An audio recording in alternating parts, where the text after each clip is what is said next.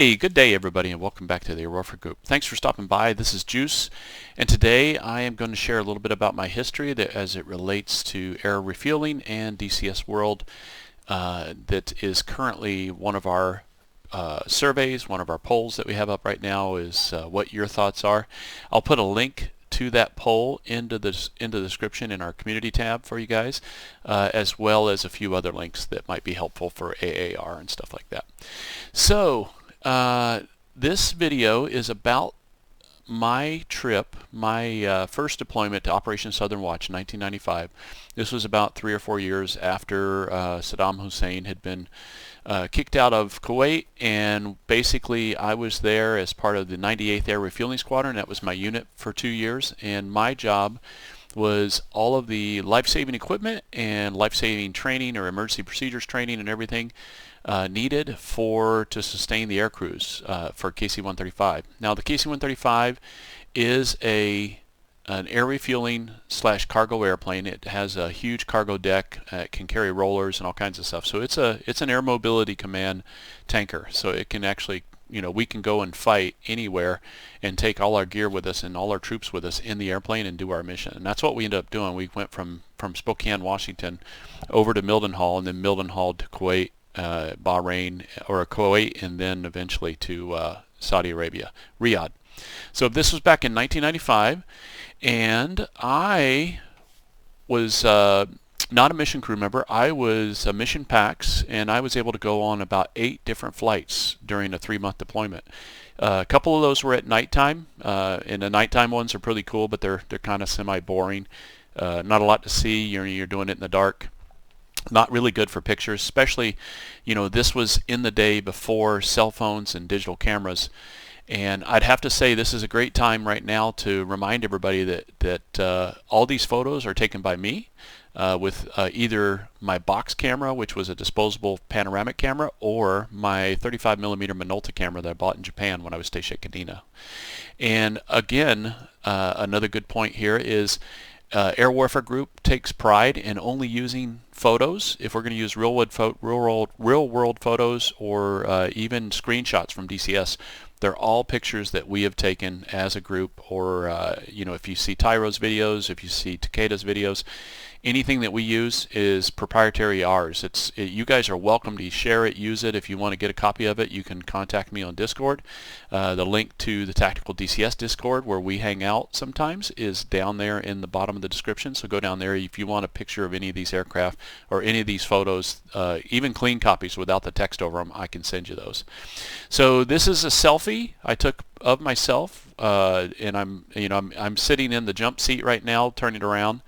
I am sitting where the boom operator kind of sits when he or she's not doing the boom operator's job in the back, or as a load master or flight engineer or whatever they do. They carry a lot of different hats. And this was back in the days before Pacer Craig, when the KC-135 got GPS and they kicked the navigators out, put them in other jobs, or separated them from the Air Force. So behind me there is the aircraft commander, and then on the other side is the co-pilot. Usually it's a junior officer that's trying to learn to become an aircraft commander. And then across from where I'm sitting right now, about where I'm looking, is the navigator station. Remember, this was back before navigators were moved out of the cockpit. And this is in the days back when the Air Force had 2 missions. We were, with the air refueling side of it, we would either air refuel Air Force style aircraft, or we would refuel Navy style. And as you guys know, the Air Force style is the boom and receptacle AAR, or airborne aerial refueling, and this one is the one where it requires a little bit of skill by the pilot and a lot of skill by the boom operator. That person is flying, the person is laying down. I have a lot of boom operator friends who used to say I lay on my stomach and pass gas all day. And it's literal, true, because as this video is titled, I got to do it for a whole day, and I'll tell you about that. So you get out there and you're in the slipstream and you fly the boom around. It's basically got flight controls on it. You have a joystick just like in an airplane, and it's actually calibrated so when you move it left, it goes left. It's because you're flying in reverse right now. The flight controls are facing away from you. We're laying on the bottom of the aircraft in the back, in the boom nacelle, looking out towards the airplane, so a little window that opens and stuff.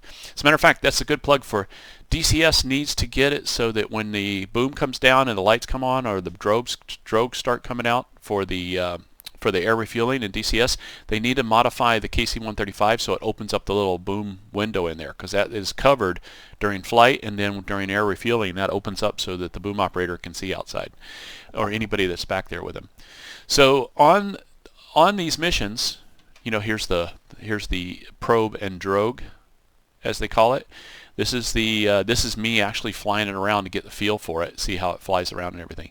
Now on these missions, I went on 8 of these missions. I'd say about half of them were Air Force refueling missions, and the other half were Navy refueling missions. And this is back in the day before multi-point refueling systems like the MPRS that we have in DCS. As a matter of fact, if you're old enough to remember in DCS, back in the day, we used to have this down on the end of the drogue. On the probe had a drogue attached, and that actually it's pretty deceptive right there, but that is actually about 8 to 10 feet long, that hose. I'm estimating that. If any boom operators or anybody that's any KC-135 maintainers know about this, be sure to post in the comment what the exact length of that is if you can. Like I said, I haven't researched this to the details, to the numbers, because we're not really talking about the actual schematics of it and everything. We're just talking about the mission and stuff and how I was involved in it. Basically how I got to be king for a day, you know, in my own mind. So I was in a mission one time, and we were refueling Navy fighters. Here's a Legacy Hornet for you guys out there. I don't know if this is an A or a C model. It's kind of hard. It's 1995, so I don't know if the C model Lot 20 was out there by then, but this could have been one. If you guys, you know, if anybody's worked on Legacy Hornets back around 1995, let us know what models you think that is in the comments. That'd be great. So that fateful day, this is the day that I became a legend in my own mind. I flew out with my crew, and you know, from left to right, that's the navigator, aircraft commander, myself in the middle, the co-pilot, and the boom operator. And the boom operator's name was Bundy, Ted Bundy. We called him Ted Bundy, but his first name was Ted, and so his call sign was Bundy, just like my name is Juice. And so I got to go out on this particular mission one day. This is after we came down, but they went out, and as we're going up, Bundy asked, "Do you want to do all the refueling today?" And I says, "Can I do that?" And he goes, "Sure." We were supporting the Abraham Lincoln over the Persian Gulf, flying out of Riyadh, and so we'd take off, and about 40 minutes later we're in position for about a 5 to 7 hour cruise around in the airspace. And during their cyclic ops, the tanker would go up. We'd cruise you know, within our speed envelope, at our altitude envelope, for these Navy fighters to come in. And then during the non-launch or non-refueling and non-launch recovery, we got cleared down one day, and I'll show you some pictures of that in a minute. But we got cleared down to do an approach on the carrier, and not the kind of approach like you would think in an F-18 or an F-14, but I'll show you. So the first airplane I got to refuel was a Legacy Hornet, and as you can see here, I can't tell if they had anything on the cheek seats, the cheek stations, but they had they're flying with 2 tanks, with the pylons on the outboard empty, and then the outboard tips have AIM-9 mics on them, I believe. I don't think these are Papas. I think they were mics. They might have been late model Papas or early model mics. No X-rays at this time. You know, remember, this was back before cell phones and digital cameras, before texting.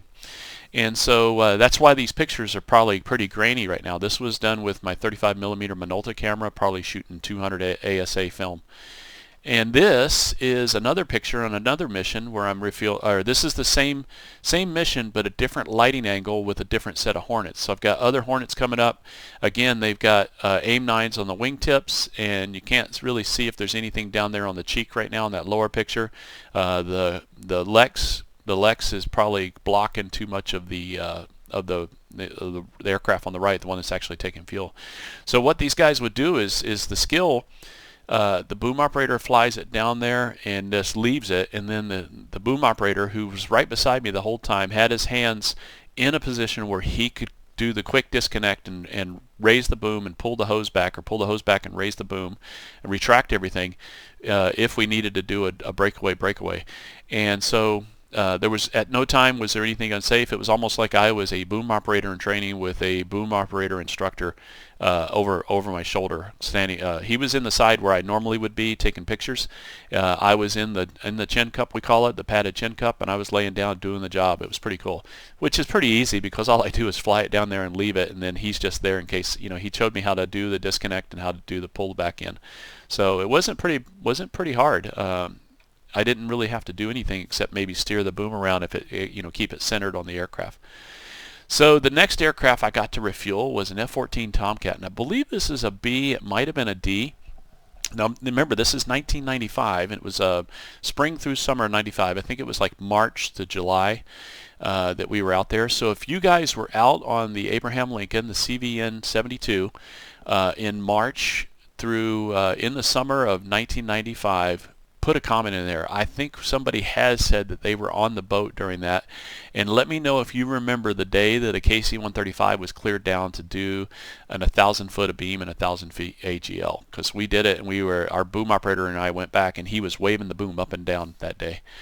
So this was a different angle on the Tomcat, different lighting, same mission, just a different Tomcat coming up, and you can see they've got like AIM 7s and AIM 9s out there. I don't even know if they had any Phoenix underneath in the tunnel, but you can also see that they had external fuel tanks, and I've been told that the Tomcats like that hang time they have with the external fuel tanks on. So here's another angle of a different Tomcat, same loadout. I guess this was their standard Southern Watch loadout. But you can see a different lighting angle there, and this is over the desert, this one's over the desert, and this one was over the water right here. It's so hazy down there that we're up at altitude and you can't see the water. So this is over the desert, probably one of our turn tracks. Now this was a picture I took. I was refueling an A6 Intruder. However, I accidentally did not, somehow the rewind on the camera, I was able to reset the frame, but it didn't rewind the film. It might have been towards the end of an exposure roll where there was too much tension on the film at the end to where it wouldn't come all the way out. So I wound the camera, got it to click so I can repress for another picture. And on another mission, I'm flying with a different boom operator, and he's actually doing the refueling. You can see right above the O and S in exposure, you can see the padded chin cup, and that's his chin. With, you know, his name was Joe, and Joe's chubby cheeks are looking out the window to his right, and so he's actually doing a refueling of an Air Force airplane.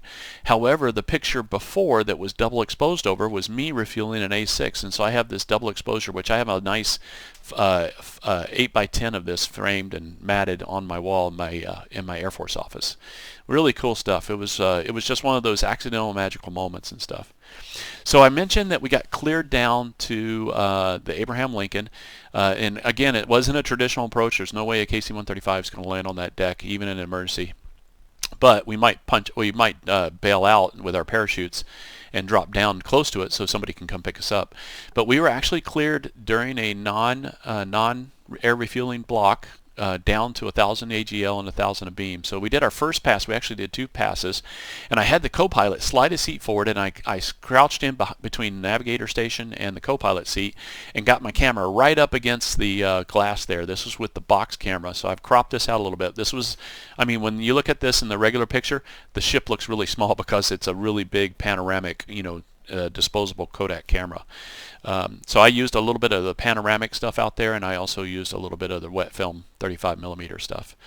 And so we got this back, and it came out like this. And then here is another approach. This is when we got cleared a little closer. Went by, and this is where they said anybody that wasn't doing anything was out on the deck watching us. The deck crew. Not everybody out of the ship could see it, but everybody that was in the tower and out on the deck that time got to see us. And they said it was actually neat to see another airplane come down that they hadn't seen in a while. You know, especially since these guys are out in the ocean for about 6 months at a time. And this is the last slide. I've got pictures of all these. If you guys want them, you can contact me on Tactical DCS. If you like, I'll go ahead and post them in the general chat over there, or maybe put them in the content creator hashtag file for the text channel. You can download it, just right click, save it. You guys can use these as much as you want. They're not copyrighted. You can, you know, they're juices. You can share them if you want. get copies if you want. It doesn't matter to me. So again, thanks for watching, guys. Please comment. We love your comments. Share your experiences, your stories, and everything, your passion for DCS and for air warfare in general. Be sure to share this video with your friends, especially if they were Navy or air refuelers in the Air Force. If you haven't already, subscribe. The air warfare group is growing in air warfare professionals like myself, like Tyra, like Takeda, and others. We are growing, and we are going to be, for 2022, we're going to be doing more stuff like this, more DCS related stuff, real world references, real world experience from the guys that have been there. And remember, an air warfare specialist is not a fighter pilot. It's, you know, fighter pilots are air warfare specialists, but anybody that's touched the mission, we love your stories, so be sure to share those. Again, enjoy DCS. Get out there with a friend, practice some AAR. Air warfare group, we do it all the time on our way out to our missions in our training area. We stay proficient, but also in tactical DCS they do a bunch of missions. They'll take you through F-18 training, F-14 training, and you can go up and learn how to air refuel if you want. Again, thanks for watching, guys, and everybody be safe. Have a great Thanksgiving week. Cheers.